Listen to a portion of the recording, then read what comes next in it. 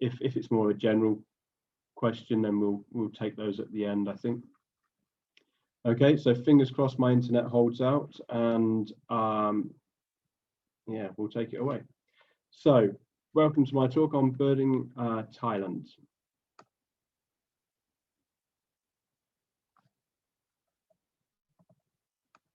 Okay, so here we go.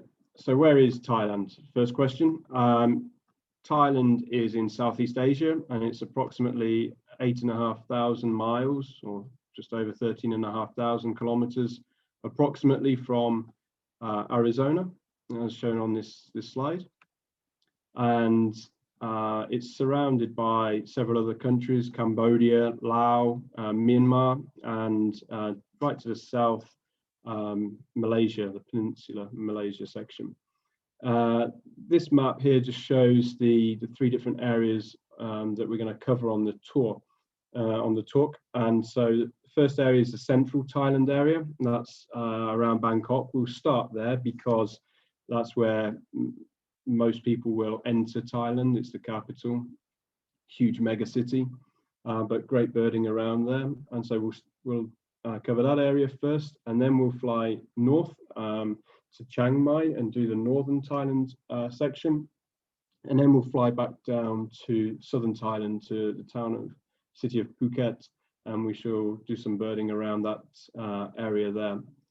They're about an hour flight between Bangkok and the north, and then an hour from Bangkok south approximately, just to give you an idea of scale. Okay, so the first section we're going to look at is central Thailand, and this section is based on my shorebird, spectacle and jungle birding tour. So we're going to kick off, and this is the route roughly. So flying into Bangkok, as I mentioned, that's where everyone's going to arrive, and then going down to the coast and the Gulf of Thailand, where we're going to check out birds in salt pans, rice paddies, the coast, sand spits, beaches, that kind of habitat, and then go in through rice fields and then hit Kangkhlachan National Park and Koh Yai National Park, and both of those are a mix of deciduous and evergreen forests, hill forest, lowland forest, a bit of a mix, and there's a vast array of birds possible on this one. So I'm going to rattle through some, and then we'll see where we get.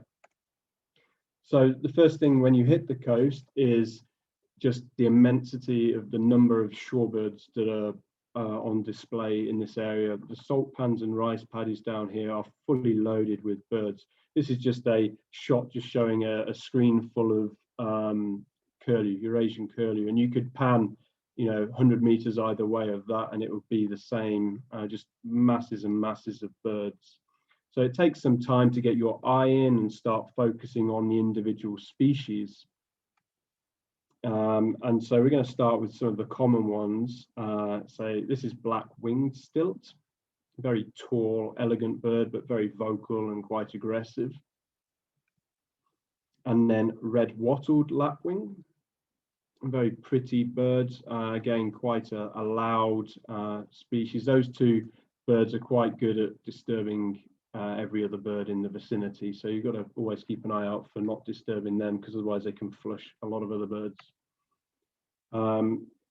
The grey-headed lapwing is often found in more freshwater habitats, so on the rice paddies, and it often is found around some of the drier habitats as well. And then in the salt pans, you often get birds that are feeding, and then on the salt buns or berms, I guess, you get birds roosting often. And this is a flock of over 300 Terek sandpipers, which is a bird that often you don't see in big numbers anywhere, but you get them in 1s and 2s or 3s and 4s feeding usually. And then to see a big flock of 300 odd all packed in together is kind of nice to see. And it's the same with many of these species. I'm trying to show you like individual birds so you can see a little bit better, but you just see for miles there's just thousands and hundreds of thousands of birds, and this habitat goes on for hundreds of miles. And it's a really incredibly important area for overwintering birds. This is a Marsh Sandpiper, very thin needle-like bill, fairly similar to a lesser yellowlegs, I would say. Spotted red shank here in its non-breeding plumage, which is the grey colour. They often go very black when they're into their breeding plumage. It look totally different. Really long, fine bill on this one. One of the ways to separate it from the common red shank, which you also do get here, but not as common as the spotted red shank in that part of Thailand. And then we're on to common green shank. Now, this is a common bird throughout the old world, but the next species that you've got to search through to find is the Nordmann's green shank. This is an endangered species, and this part of Thailand is one of the best places in the world to actually see this bird. There's estimated to be between 600 and 1,300 birds left in the world of this Nordmann's green shank. So this is one of the key target shorebirds here. There are others as well. Asian dowitcher is one that's also highly sought, and there's one or two others, as we shall see. The beach habitats are also great for plovers. This is Malaysian plover. You see the black going around the back of the neck there, just below the white collar. There's several other species like Kentish plover on the beach as well, so you've got to pick those out, as well as lesser sand plover, greater sand plover. And this little bird, this is white-faced plover, and this is actually a new species to science as of 2020. It's been known about. It's been known about for a few years, but it's one that they didn't really know what it was, and it's been part of Kentish plover for a long while, but it behaves totally differently, looks totally different, and there's been some genetic work done on it, and it has now been elevated to a full species status. And again, this part of Thailand is the best place in the world to see this species.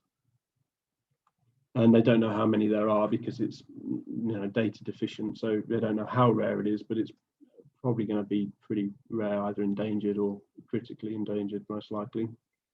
One of the commonest small shorebirds in the area is redneck stint, and you have to search through hundreds and hundreds of thousands of redneck stints to find some of the other key birds that you're going to be looking for out here. There's things like curlew sandpipers in there, there's redneck phalaropes in there, there's great knot, red knot, there's godwits, but the prize bird that everyone wants to see when they go to this part of Thailand is the spoon-billed sandpiper. This is a critically endangered bird. There's estimates between 240 to 450 individuals left. It's undergoing a massive conservation push because it's particularly unique.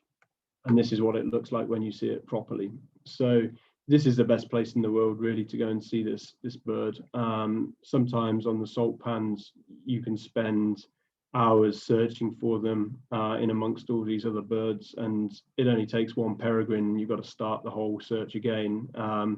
But more often than not, but they do seem to like certain salt pans in this vast area. So yeah, it's one of those special birds to go and look for, and that's the flagship bird really of the coast.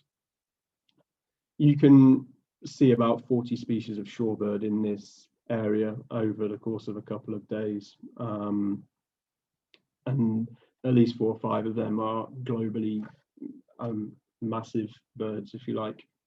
But it's not all just about the shorebirds there are plenty of other birds. This is Asian openbill. It's a stork. It looks pretty incredible. It's incredibly common as well. You can see thousands of them. But for a first-time visitor, it's a pretty amazing bird, and watching it foraging is pretty cool as well with the big snails. A bit more attractive or ugly, depending on your side of view, I guess, is painted stork. And then one of the other big birds that you want to see at the coast is the Chinese egret. This is another endangered species that overwinters in China, in Thailand. And so This is one that we often see. We take a boat ride out through the mangrove forest to get out to see these ones properly. You do get some mangrove birds in this area, but I've kept those in the southern Thailand section, so I'll talk more about the mangrove specialities a little bit later. But there's lots of other birds around here. Brahminy kite is often found in this area, and then you get some kingfishers. White-throated kingfisher is probably the commonest, but is ironically the one that I've probably pointed my camera at the least, so it's not a very good picture, so apologies for that. A little bit better is common kingfisher. That one's found all the way through from the UK all the way across down into Southeast Asia. Collared kingfisher, often found in the mangroves, and then black-capped kingfisher as well. And some of these go into the coastal waters, and then some of them more into the freshwater environments and the forest edge as well. And as you kind of get into away from the water, you start picking up a range of other birds. So things here like Eurasian hoopoe, Indo-Chinese roller, Oriental dollar birds, blue-tailed bee-eater, and then green bee-eater. And these are all fairly common to very common birds that you find on the roadside and on the forest edge, often hawking out for insects or feeding on the ground for insects. Some, like the dollar birds, take big cicadas as well, so they're good for looks and for keeping the noise down as well. And then going into the forest, we're going to get some more ground-dwelling birds. So I'm going to start off with one that probably everyone will recognize. This is red jungle fowl. And we make use of lots of forest blinds to see a lot of these birds. A lot of these ground-dwelling birds are very shy and secretive. So you need to basically try and be as quiet and as invisible as possible. So red jungle fowl. A little bit more attractive, possibly, Kalish pheasants. Maybe taking it up a notch again, silver pheasants. So these are found in these two national park areas that we're now birding in. So I've got a mix of birds from Koh Yai National Park and Kankrachan National Park here. And then there's a range of pheasants as well, and partridges, and some of them are quite drab and very well camouflaged. This is green-legged partridge. It used to be called scaly-breasted partridge. Might still be in some taxonomy, I guess. This is bar-backed partridge. And then one of the most difficult, but one of the best looking, is Ferogenous Partridge. Okay, and in these areas, you also get great woodpeckers. The forests are fantastic for woodpeckers in Thailand. There's so many species, and I'll touch on some in each of the areas, I think. This is greater yellow nape. This is the male here, told by the yellow just on the malar area. And then this is grey-headed woodpecker, but it's very different to the grey-headed woodpeckers we get in Europe, and is probably much better treated as a separate species and would be black-naped woodpecker. And then one of the cutest woodpeckers is heart-spotted woodpecker. This one's the male. The female actually has a little bit of a white forehead or creamy forehead. And then other birds that make holes of trees, a bit like a woodpecker with their giant bills, are the barbets. And this is green-eared barbets. And then blue-throated barbets. They're often quite hard to see. They're very, very vocal. You hear barbets calling all the time, but they often sit just below the canopy, so they can be quite tricky to pick out. And although they've got amazing bright areas of plumage, the vast majority of it is very well camouflaged into the trees, so it can be tricky to find at times. Best bet is really finding a fruiting tree and seeing them coming there, or finding their nests. other impressive birds that you might find in this area are hornbills, and this is the oriental pied hornbill, quite a widespread bird. And then great hornbill. These stand about a meter tall. They're humongous birds. They're absolutely amazing sound as well. If you notice through the wing picture there, you can see there's no secondary coverts on the wing. So when it flies, the air goes through the wing, and it just makes an incredibly loud whooshing noise, and you can hear them coming from great distances. And then wreathed hornbill as well. So that's a pretty spectacular bird, a similar size, a little bit smaller than the great hornbill, maybe 80 odd centimeters long, but with a massive wingspan. Also in these forests, we're finding some pretty attractive birds, like the trogons that you'll be familiar with from over there. This is orange-breasted trogon. This is a male, and then this is a female red-headed trogon. I think we've got a couple of people, Tim and Kay, who were on my tour last year on this talk, and I think Tim might have got the picture of the male. I didn't try for the male because I think if I moved it would have flushed, but the male was sat right above this, and it was absolutely amazing views. A few feet away, they just flew in, sat right next to us, totally without any coercion from us either, so that was pretty cool. In these forests, you often get little rivers, and sometimes the rivers get kingfishers as well. This is blue-eared kingfisher that was sat down below where I was having lunch one day. And then in the forests, you also get kingfishers that aren't so associated with water. They go after lizards and things like that. This is a banded kingfisher male. And I shall show you the female later on. Absolutely stunning bird, this one. Staying on the blue theme, my favorite family, blue pitter. This one is a pretty special bird, showing rather nicely. Not a great picture, but probably a rarer pitter, more difficult to see pitter. This is eared pitter.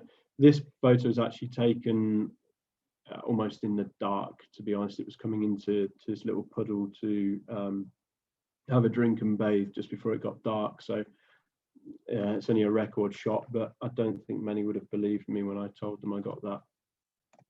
Okay, broadbills are a family that we find in these forests as well, and they're pretty interesting looking birds. They're attractive, but they're also pretty weird looking. This is black and red broadbill, and it's often found near water and mangroves.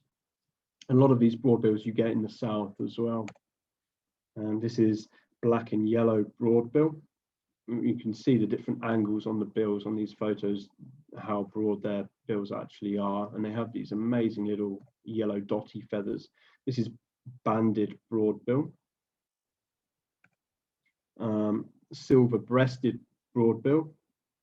And just really immaculate feathering on them, almost a bit like a waxwing in Bohemian waxwing kind of feel to the feathering.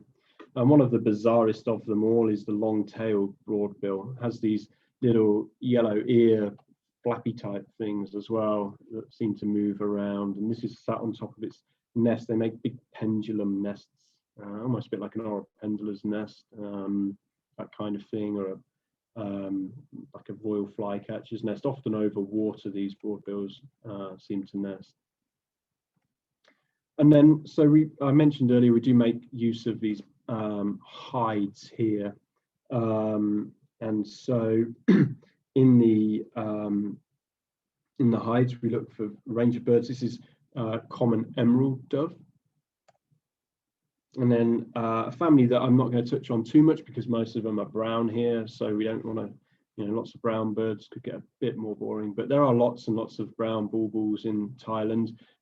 Some of the more colourful and attractive ones include black crested bulbul here. And then this is striped throated bulbul. And then you get some laughing thrushes as well. These are very boisterous, loud, raucous birds that tend to go around in big noisy flocks that you hear coming long before you see. This is lesser necklaced laughing thrush.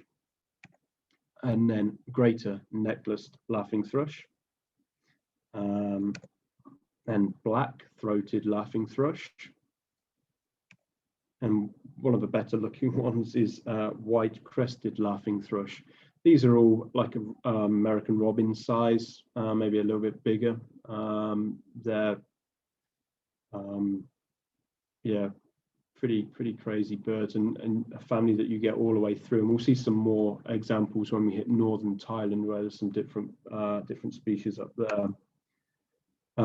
Large scimitar babbler is also one of these birds that is fairly common but difficult to see unless you're hidden away in a blind, but they come out to drink in the evening.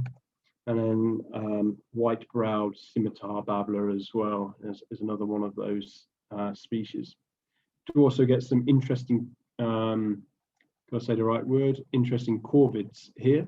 And so this is racket-tailed tree pie. Really beautiful blue around the face there. And then one of the craziest color birds in Asia, I guess, is common green magpie, which isn't common despite what its name implies. They're very secretive birds, and they often come in to these pools in the evening to bathe. And then also lots of different flycatchers. So we've got Mugimaki flycatcher here, it's a migrant from Northern Asia, and Hainan blue flycatcher, Chinese blue flycatcher, and you will also get Tikal, Indo-Chinese blue, and there's dozens of different flycatchers there, and I'll touch on more on the flycatchers further north as well, where we get even more.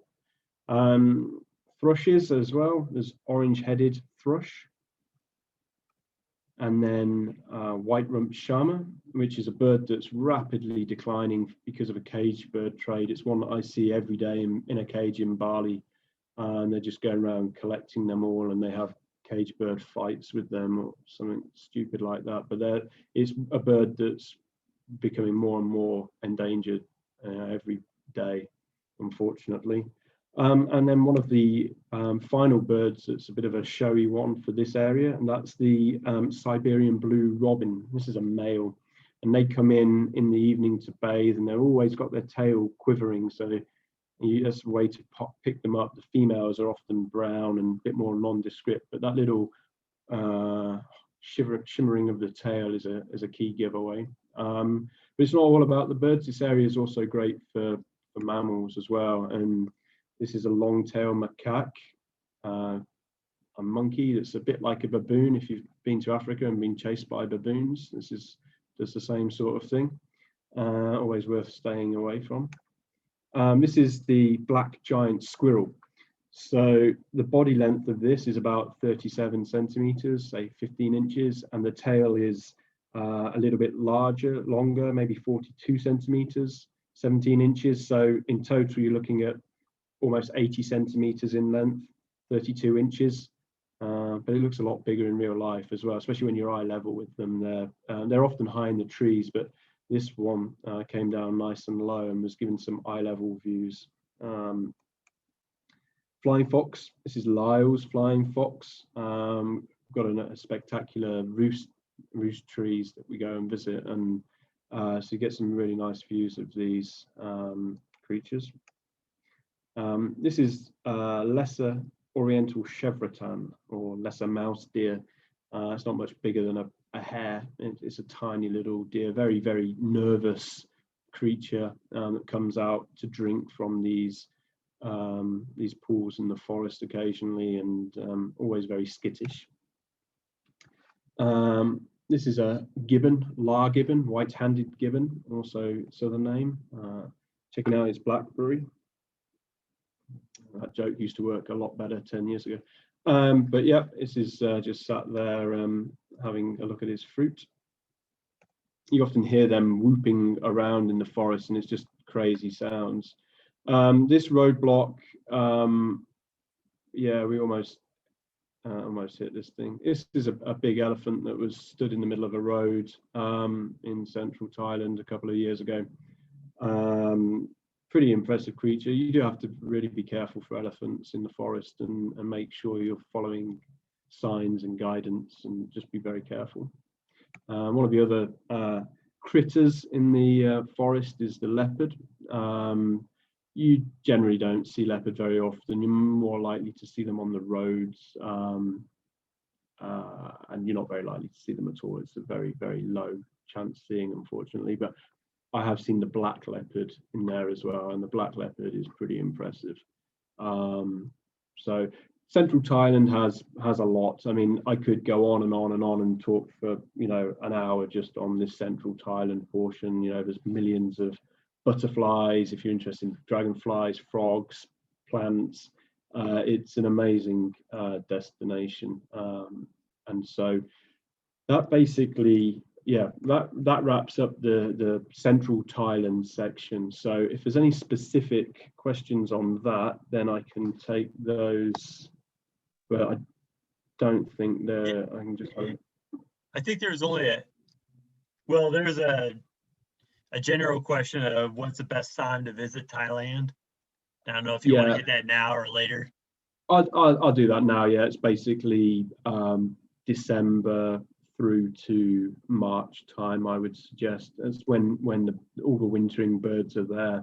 A little bit later can have some benefits as well, as I'll touch on next in the northern section. But December through to March is when all the shorebirds are going to be down there as well. You don't want to go there and be too early or too late to see Spoon-billed Sandpiper, for example, if that's one of the key birds you're going to be looking for. It definitely should be. It should definitely be. Yeah, it should be. Definitely. Yeah. I think the only other question was, what do broadbills eat with those big bills? But I think I found the answer to that, like insects and spiders, frogs as well. They eat all sorts. They eat anything, I think. All right. Okay. Cool. I'll carry on with the. This is the northern Thailand section now. So change in habitat, totally. Changing birds as well, largely. There is a bit of overlap with some of the birds in the central region. But basically, this is a 11-day circuit as well, and you start in Chiang Mai, go down to Doi Inthanon, which is the largest mountain in Thailand, and then it has its own little unique bog habitat up there. And then you go north, and you're basically going along the Myanmar Thailand border, birding that area. Then you reach what's known as the Golden Triangle around Chiang Sen area, and that's where you've got Laos, Myanmar, and Thailand. They all meet, and that's a different set of habitats as well. The mountains is lots of different forests, mountain high elevation forests, coniferous forests, evergreen forests, deciduous forests, and lots of bamboos. And then the lowland Chiang Sen, you're getting more rice paddies and lakes and riverine habitats. So there's a good mix of habitats there. And this tour's more about a mix of resident birds and migrant birds, with some great examples of both here. Okay, so we'll kick off here with blue-eared barbets. So smaller than the other two barbets that I showed you earlier, but just as vocal, if not more vocal, and can be tough to find because they're small. When they fly out to a bare fruiting tree like this, you get good views of them, and other species as well. It can be sometimes more difficult, like slender-billed oriole. This is part of the old world oriole, so the proper orioles for you, I guess. And then a mix of other birds. So we've got greyback shrike, and then long-tailed shrike. And then this is an interesting one. This is grey-capped pygmy woodpecker. So this is one of the smallest woodpeckers in Asia. This is 14 to 16 centimeters, so about 6 inches. So your down is about 7 inches, so a little bit smaller than that, but something to think about in a second when I show you a few more pictures. This is one of the one of the best looking woodpeckers in my opinion. This is black-headed woodpecker. Not a good picture, but it's one of the good birds. And then we've got several species of nuthatch in this area. There's Burmese, but again, my picture's no good for that, so I'm not going to bother with that. And then chestnut-vented nuthatch. This is one of the commonest, most widespread species. One of the most attractive, possibly, is velvet-fronted nuthatch. And then this one is giant nuthatch. So it's a rare bird. It's decreasing. This is 19.5 centimeters or 8 inches in length. So this is basically bigger than your downy woodpecker. It's like sticking a white-breasted nuthatch and a red-breasted nuthatch together, and you get the same sort of size as this thing. It's a big bird, but it is declining, probably due to climate change, I think is the thought, that they're getting pushed further north out of Thailand because it's the temperatures are rising too much, even in the mountains, and they live in the top of the mountains in the pine forest there. So this is another big target bird to try and find in northern Thailand. And again, there's a wide range of other birds here. Lots of bulbuls. This is mountain bulbul and striated bulbul and crested finchbill. And again, with lots of these birds, it's about finding fruiting trees. And if you get fruiting trees, you stake them out, you wait until the birds come in, and you often get better views and more prolonged views. Another good way of getting them is finding something like a collared owlet. And when the collared owlet is found, usually by 1 or 2 birds, they will all start attacking it, mobbing it. It's a good old pygmy owl. Although it has just, I believe, been moved out of the Glaucidium genus, so I'm not sure what it's going to be now, but it's the same sort of thing basically. But it's great for pulling in other birds. So if you find one of these, you can get 20 different species going and mobbing it. Often some of the little more drabby things like a hill prinia, Philoscopus warblers. There's 20 odd species at least in Thailand. I've spared you pictures of all of them. There's tits as well, lots of different tits. This is yellow cheek tits, one of the more attractive tits. And then black-throated bush tits as well, another tiny little bird that often will come in and mob these owls. So that's a great way of finding birds, really. Any of those birds that I've shown you will come in and mob the owl. But then there's larger birds that tend to keep themselves lower down and out of view, and these are the laughing thrushes and that kind of group of birds. And there's some absolutely spectacular birds in this set. So silver-eared laughing thrush. Something for your speakers, right? White-ground laughing thrush. Spot-breasted parrotbill. This one's a bit difficult to get close to. Grey-headed parrotbill. And then minler. This is blue-winged minler. This is bar-throated minler. They often forage a bit like nuthatches as well on the side of trees at the higher elevation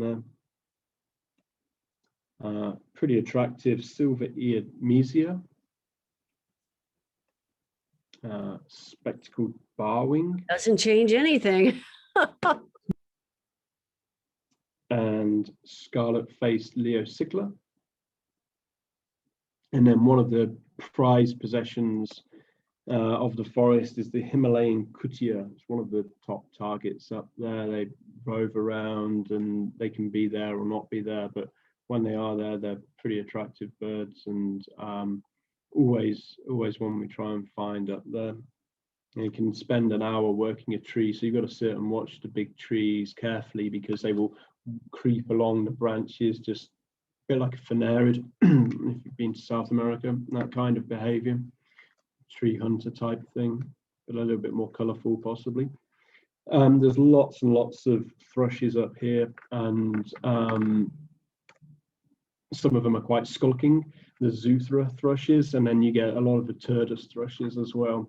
And this is one of the things about the timing situation as well. Sometimes a lot of these migrant birds that we're going to touch on in the next section, a lot of those are coming down from Siberia, China, all the way down. And if the weather's mild in China. A lot of them, or some of them, don't come as far down, but if it's a harder winter, it pushes birds down further. And when that happens, northern Thailand can be loaded with crazy good birds. And last year was a particularly good thrush year. So this is dark-sided thrush that you often find like underground almost. It's a bit like a mouse to some extent. It keeps low. Scaly thrush as well, absolutely beautiful bird, often quite shy. This one was not really shy. Then you've got Turdus Thrushes, so genus everyone's really familiar with. They go all around the world. This is Eyebrow Thrush, which is probably the most frequently observed Turdus in Thailand. Similar species but subtly different is grey-sided thrush. This one will probably look familiar to you guys. This is a black-breasted thrush, grey-winged blackbird. This is probably one of my favourites, although the chestnut thrush is also rather good-looking. This one can be quite aggressive, chasing off the other birds. And then this is one of the rarer birds from last year. This is a Thai rarity actually. This is dusky thrush, and this is one where you need, you know, the bad weather further north really to push them down. And there's also plenty of other little birds, you know, to be found along the water courses here, such as white-capped redstarts, durian redstarts, and then plumbeous water redstarts. But moving on from the thrushy kind of birds to more flycatchers, this area is full of flycatchers and relatives. So this is Snowbrow Flycatcher, usually really low down, a couple of feet off the ground. And then higher up in the tops of the trees, you've got little pied flycatcher. And then anywhere in between, you've got hill blue flycatcher. The rather gorgeous white gorgeted flycatcher. This is only a couple of inches long as well. It's quite a small bird. A bit of a blue hit here, large niltava and vivid niltava. And then one of my favorites of them all, Ultramarine Flycatcher. This is a very, very striking bird. When you see this in real life, you hear it, you know, they've got a nice call, and you hear it going off, and you're like, right, one's around. And yeah, when it shows kind of nice, and it's an absolutely gorgeous bird. And then there's whistling thrushes as well. This is the black-billed, this is a migrant subspecies. There's also a yellow-billed subspecies that's the resident in Thailand. Possible splits, I think, in the future. Tiny birds these next two. This is the chestnut-headed tesia. And then this is a pygmy cupwing, and these are both 7.5, 8 centimeters in length, so 3 inches. Neither of them have much of a tail to shout about, to be honest. Often very low in the undergrowth, and there's several other species that are very similar to this. Other tesias and stubtails are, you know, on the ground and difficult to see most of the time. A bit bigger and more showy, you might think, but equally tough. These next set of birds are generally quite shy and often take a bit of coaxing out. This is white-tailed robin. This is white-bellied redstart, male. This is Himalayan shortwing, Himalayan bluetail, and then one of my favorites, Siberian rubythroat, and then white-crowned forktail. So all of those birds are really shy, and you need to generally take time to see all of those, and a combination of knowing where to go, what of food to give them, and stuff like that. Sunbirds as well. Final few birds here for this section. Stunning sunbirds in Thailand, particularly in the north. This is Mrs. Gould's sunbird. This is black-throated sunbird. And then possibly the most attractive, this is green-tailed sunbird. This is a very different subspecies to the more widespread subspecies that you get through the Himalayas, and this will probably get split eventually as well. Dointon sunbird, I think. And then there's three really tough birds on the mountains that are far from guaranteed, but you've got a chance of. This is Hodgson's frogmouth, here nesting right on the Myanmar Thailand border. Rusty-naped pitter, also right on the border. And then this is Mrs. Hume's pheasant. This is a bird that's also quite rare in Thailand. And again, this border area between Thailand and Myanmar is very good for them. They're often in the pine forests.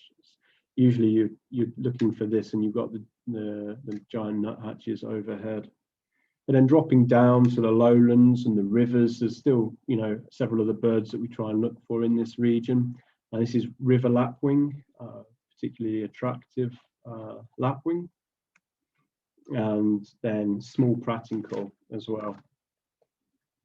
Okay, and then the lakes here have got fantastic ducks, gargany, Indian spot-billed duck, and mandarin here, and a bit of a rarity. And then this is a woeful picture, but it's one of the rarest birds in the world. This is Bear's pochard, the bird at the back there, facing left away from the camera with the whitish flank. There's only about 150 of those, 150 to 500 or so, I guess, in the world. So they're particularly rare, and yeah, a good bird to try and find. And Thailand is one of the better places to see them. This is Eastern Marsh Harrier.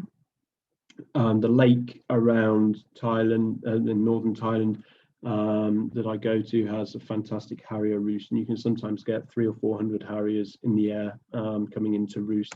And one of the most attractive harriers in the world, this is pied harrier. Again, this picture's taken almost in dark. You get better views of them flying over and coming in. And then they come in quite late, so you often see them foraging around during the day. But yeah, it's pretty amazing to see.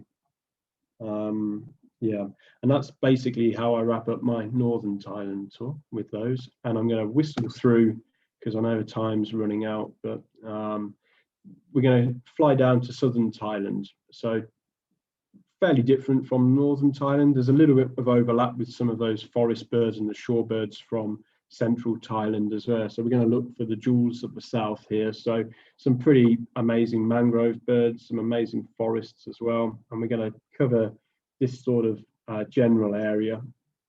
So it's mangroves, yeah, lots of karst landscape there, pretty spectacular, totally different to northern Thailand, these big rocks coming out, and yeah, lots of rice paddies, lakes, rivers on this area as well. So some of the common birds we'll get here, oriental magpie robin that's found all the way through Thailand, as is the Malaysian pied fantail. But if you've not been to this part of the world before, they're both really cool birds to watch. Okay, so we're going to go into the mangroves, and there's a few mangrove specialities. This is golden-bellied Gerygne. It's a family that you get mainly in Australasia. This is the extreme edge of the family, as is this one. This is mangrove whistler. And both of these can be found as we go through the mangroves, but there are several other interesting species to find. This is a malcoa, it's part of the cuckoo family. So this is green-billed malcoa. And then the chestnut-bellied malcoa, it's more restricted to the mangroves and is fairly shy. Look fairly similar, but it's a bit smaller, different coloration in the tails. And then there's kingfishers as well here. So this is brown-winged kingfisher. It's a large kingfisher, but it's generally quite skittish, hence the more arty shot. And then there's Ruddy Kingfisher as well as most of those other kingfishers that I showed you from the central region as well, to be honest. This is Ruddy Kingfisher. One of the top birds that we like to see in the mangroves is the Mangrove Pitter. This is a big bird, big pitter, huge bill. You often see them going for the crabs in the mangroves, hence all the mud around its face. But at the time we do our tour, they seem to be particularly territorial and aggressive. So we get some nice views of them. I've had 2 or 3 of them just, fighting amongst themselves as we've just walked down the road through the mangroves. So it's really nice to see. And as you leave the mangroves and go into more forests, you get more malcoas. This is Raffles malcoa. This is actually the female that I think is probably more attractive than the male in this case. And then the red-billed malcoa. They remind me lots of things like squirrel cuckoos in Central America. You're always peering around leaves and branches and looking for caterpillars and things like that, grubs that they eat. And then out in the open edges, bee-eaters. Again, this is chestnut-headed bee-eater. And then more cuckoos. This is Plaintiff Cuckoo. This is a very common bird. You often get it in Bangkok in the city centre, calling away all day. And this is square-tailed drongo cuckoo. So what's a drongo cuckoo? A drongo cuckoo is a cuckoo that mimics a drongo. What's a drongo? This is a drongo. There's several species of drongo in Asia, and Thailand. There's half a dozen species at least, and they basically insect eating, fly out from perches on the tops of trees, and that drongo cuckoo mimics them in its looks, I guess. And yeah, nice birds to see. This is the bronze drongo, by the way. Okay, so as we go into leave the mangroves into like the rivers that going through the forests and through some of the open areas, there's a whole range of other birds here as well.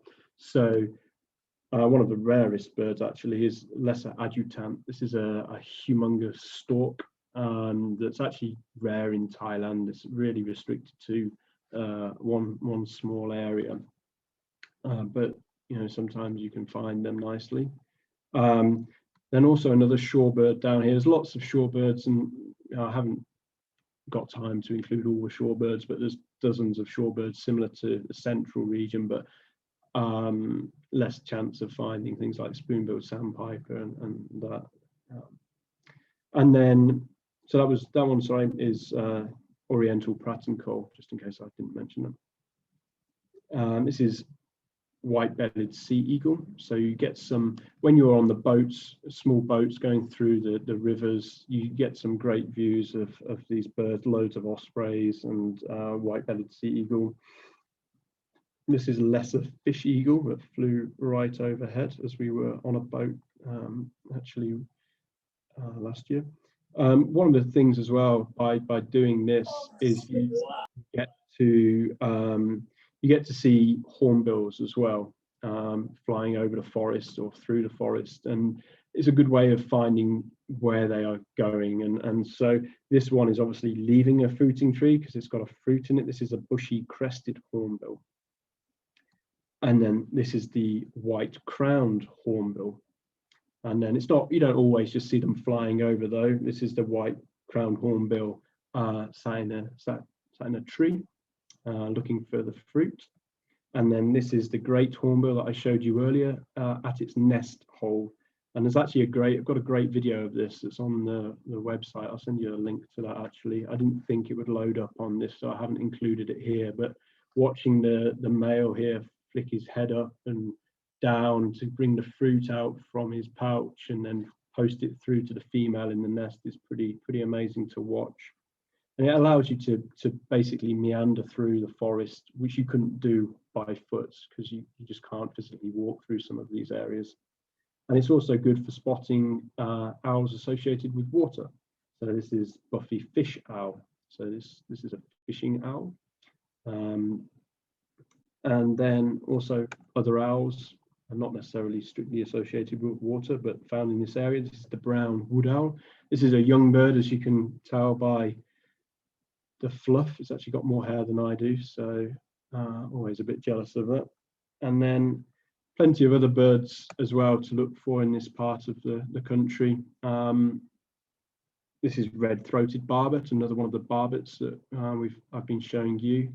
Particularly colourful around the face, these birds, really beautiful. Another bit of colour in the form of Asian fairy bluebird, big fruit eaters. This is a tit, like no other. This is sultan tit. Again, they move around in very noisy parties. A little bit more colour for you. This is the Scarlet Minivet. Again, move around in large roving flocks. But then it's not all colour. There's a bit of brown, green out here. We've got spectacled spider hunter. These are the equivalent of the hermits in the hummingbird world. You've got fancy colourful hummingbirds, and then you've got hermits. You've got fancy colourful sunbirds, and then you've got spider hunters. This is what they're actually quite medium-sized bird, quite chunky things. This is spectacled spider hunter. And then this is thick-billed spider hunter. And there's several other species that I don't need to show you. A bit more colour again, because we've seen some green. This is orange-bellied flower pecker. These birds, big fruit eaters, and then they spread seeds, mistletoe, all around the place where they forage. And then on the ground, you need to look out for forest wagtail. And several of these next few birds are quite shy and secretive. We've got green-backed flycatcher, hairy-backed bulbul, and Ocraceous bulbul. I mean, some of these are incredibly noisy, but still difficult to see. These ones can be like that. Totally different to all the other barbets I've shown you. This is sooty barbet.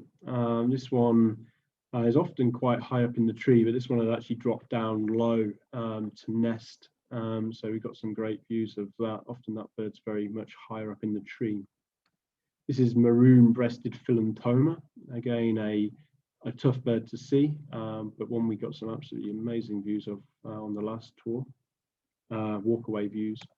A tough bird in this region, better in Malaysia, but it's still possible in Thailand. This is a rail babbler, monotypic family, a ground dweller that is a pretty unique bird. But above those, a bit more colour. This is Daird's trogon and scarlet rumped trogon. So a couple of very colourful trogons in that part of the world, as well as the orange-breasted I've already shown you as well. It also occurs here. Forest bee eater, as opposed to the other ones that are more open country bee eaters that I've shown you. This is red-bearded bee eater. And then coming near the end here, this is banded kingfisher. This is the female, though. I showed you the male, the big blue stripy one earlier. This is the female. There seem to be quite high density in this southern Thailand section. Find a lot of them, and the time we're there, they're usually breeding as well. So you get nice views usually. A really secretive kingfisher, though, is the rufous-collared kingfisher. Again, these are both forest kingfishers, not necessarily associated with water so much. A different broadbill. Again, this is a green broadbill. It reminds me more of cotingas or even an umbrella bird, to be honest, from South America. It's very different to the other broadbills that I showed you earlier. And then one of the end with something spectacular. This is the Malayan banded pitter that is found in the forests of southern Thailand. And then that's the end. So thank you very much. Hope you've seen something nice, and hope you enjoyed that. And if you want any more information, ask away now. I've put the web address on there, and I can send through to Luke, as usual, some links to the specific tour pages where you can read trip reports, you can read testimonials, you can see more pictures. The video should be on there as well with the hornbill feeding the nest, I think, is on there. But yeah, any questions, fire away. Yeah, Andy, that we saw a lot of birds that took our breath away for sure. And we'll be sure to include the birding. I put the birding Ecotours link in the chat earlier, and I'll make sure to have that included in the email that comes out later. We did have a few questions. One, how many of these birds that you showed to us are any, or how many of them are endemic to Thailand? No endemics. There are endemics in Thailand. I didn't, but they're from areas that we don't go on the tour. There's a barbet that's you've got to basically hike for a weekend or longer to try and find.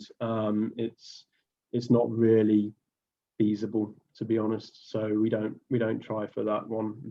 It was elevated to species status last year or 2 years ago, maybe. Mm-hmm. But most of these are, a lot of them are migrants, but it's the best place to see them. And again, some of them are residents with restricted ranges as well. There's a couple of them. There's just been a split of some of the wren babblers or the limestone babblers have just been split. So there is a couple of new endemics now, I think, as well, which we do see on the tour. But I lost my photos of those, unfortunately, so I haven't got them in this talk. Oh man. Yeah. Well, a question about the accommodations. What are the accommodations like for the 3 tours? Yeah, Thailand, I think a lot of people maybe have the wrong impression of Thailand, that it's very remote and basic. It's not at all. You know, you're getting good accommodation, good food, decent roads, more or less. The accommodations are all nice. They all have, I would say, they all have aircon where they're needed. The beds are hard. That's the style over there. Is you do get hard beds. The all have aircon, fans. When you're in the mountains, you don't tend to need the aircon so much, but I would say they're all comfortable, nice lodges, and a mixture of lodges and hotels. Sometimes we stay in hotels in the city, like, you know, you might stay in a Best Western in Bangkok, which is really luxurious, but then stay in a nice eco lodge down near Kankrachan, and you stay in a spa at the coast, that kind of thing, because it's depends on what's where the tour is going. It's something different every few nights, but it's always, I think it's good, clean. Right. Certainly, don't have any concerns with the accommodation. Yeah, Tim says the beds are hard as a rock. yeah, he's had first-hand experience of those. Yeah, it sounds like. Yeah, I like a hard bed, so for me I don't really notice it. Right. But yeah. There's a question earlier. I know as a guide myself, it's always a little hard to answer this question, but it comes up about what percentage of the birds that you showed here would one expect to see on a tour with birding Ecotours, if it was between that December through March timeframe? If it was, yeah, I mean, our tours are usually January, February, March time, to be honest. I would say 95% of those. I would say. That's high. Yeah, I mean, most of those are not particularly rare birds. Some of them are rare. The frogmouth, for example, is uncommon. But I've got a different species of frogmouth in the south that I didn't actually put in my talk. I forgot. But there's some of those are tougher than others. I know BirdQuest missed the Humes pheasant on their tour last year because I saw it. So some people miss it, some people don't. So I guess it a lot depends on what happens on on year to year with the birding situation up there. Right. I would, most of those birds, I mean, all of those thrushes I photographed last year, either on the tour or in the week either side of the tour when I was just doing some personal birding there. And so they're some of the different birds, but I would say most of those birds I would see on those tours. That's good. Jim says 95%. Sign me up. Yeah, I mean, there's 3 tours there, and so that you're looking at maybe 10 or 12 days for the first 2, and I think the third one's 14 days or so. So okay. I mean, I basically I did those 3 tours back to back last year, and I had about 600 and odd species. I think I was at number 1 on eBird for Thailand for basically the majority of the year, and I birded there January to March, and that was it. Wow. So you see a really good selection of the 1,000 species that Thailand has on those tours, and they're small group tours. We will go with 4 or 6 people. There's only a maximum of 6 on the Southern Thailand tour because the type of habitats you're going on there, and then there's I think a maximum of 8 on the Northern and Central Thailand tour. So it's small group tours, always. Yep. Yeah. Have you done any of the pelagic trips in the Gulf of Thailand? No, they tend to be the time of year that I'm not there. They tend to be sort of, well, I know they've been doing some this year, probably because none of the guides have got any clients to be guiding, but usually they're in the summer. I've not done them, but they have seen some great birds and cetaceans from those. Definitely, it's certainly one to do if you want to see some interesting Thai birds. But yeah, it's not anything I've done yet. Let's see a couple more. You talked about the bird migration pathways already a little bit. How about swallows and swifts? Someone's had a question about whether there are many swallows or swifts. Yeah, no, there are quite a few. I mean, I have a really nice picture of a swift. I put it in and then I deleted it because I was running out of space. Yeah, right. But no, there are several species of swallows and swifts on there. Each different tour has got a few different ones. The Northern Thailand tour, you get the beautiful wire-tailed swallow. Lower down, you get rufous-bellied swallow, and in between you get several different species. And then swifts, there's several species of swiftlets, and then there's the more larger swifts like the Pacific swifts that I've had flying over here, and then the Cook swift, which is one of the splits from when they split Pacific swift up that you get in flocks of thousands sometimes in the mountains. And then there's house martins as well, Asian house martin, that kind of thing up there. Wow. So yeah, they're a bit more difficult to photograph. Yeah, I agree. Hey, 2 more questions. Yep. There's a question about land leeches. Talk about the land leeches. Never seen any. I don't know. Yeah, someone's talking about.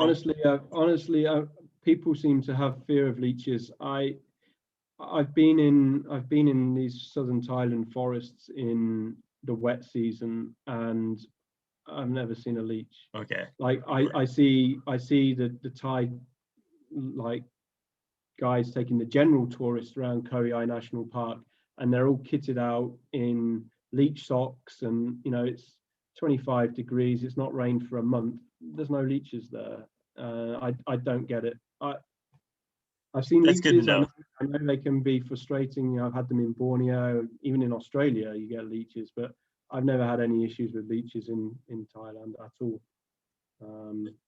It's the time of year we're there. It's generally dry, so that's maybe in June, July, August when it's raining all the time. Maybe it's more of an issue then, but I've never really had any issues.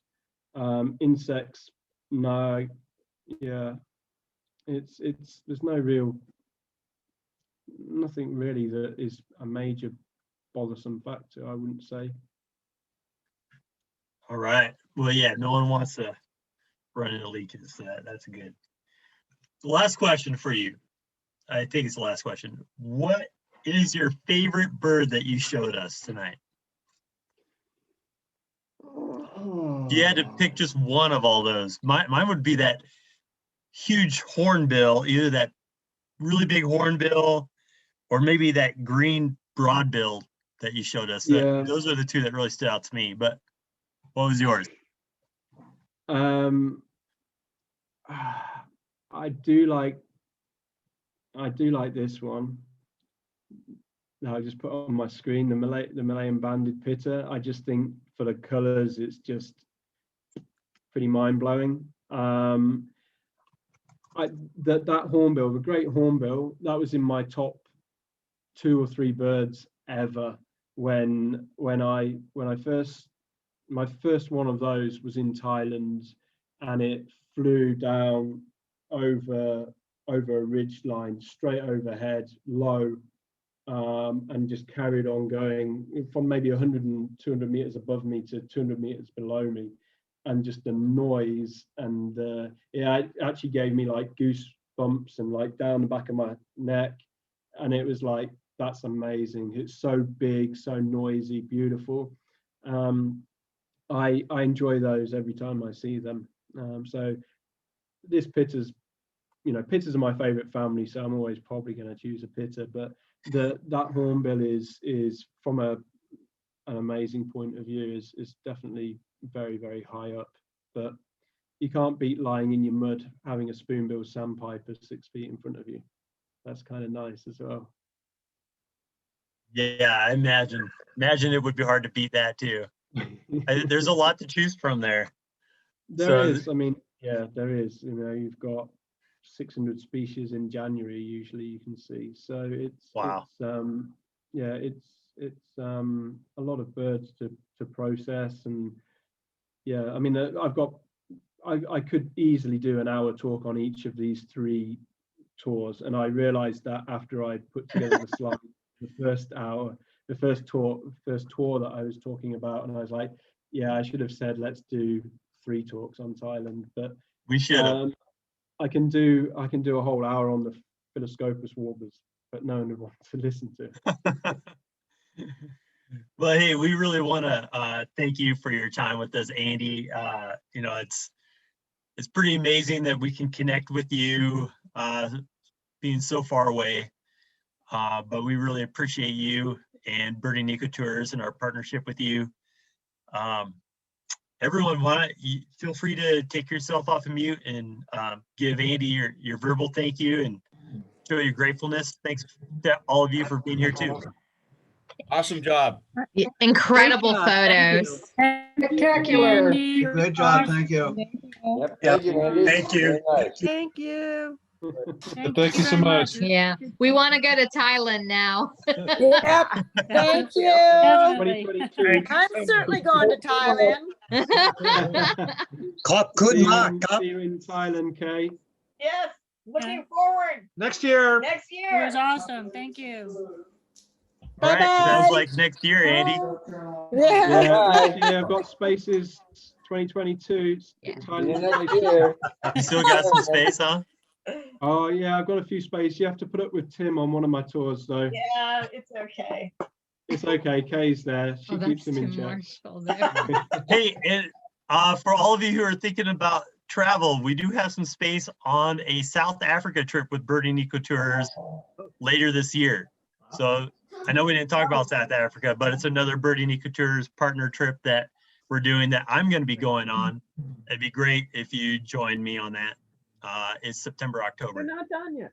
So just wanted to throw that in there. But Thailand, It All right, sounds very Andy. good, but Thailand's better.